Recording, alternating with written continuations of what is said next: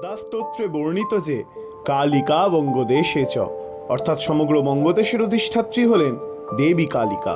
বহু গবেষকদের মতে কালীক্ষেত্র কালীঘাট থেকেই কলিকাতা নামটি এসেছে।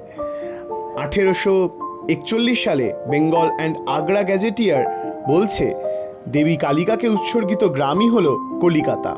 অর্থাৎ বলা যায় যে যোগচার্ণকের বহু পূর্বেই কলিকাতার অস্তিত্ব ছিল।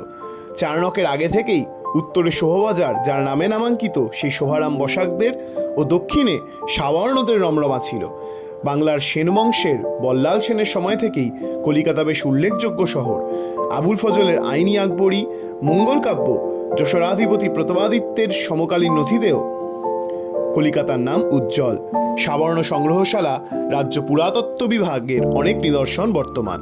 সব প্রমাণ দেখে 2003 সালে মহামান্য আদালত কলিকাতাকে অজন্মা বা জন্মহীন বলে ঘোষণা দেন। আমাদের তিলোত্তমাকে কোনো বহিরাগত সাহেব জন্ম দেননি, তাই ইতিহাস বিকৃত করবেন না। আজকের মতো এইটুকুই, আবার পরে কথা হবে।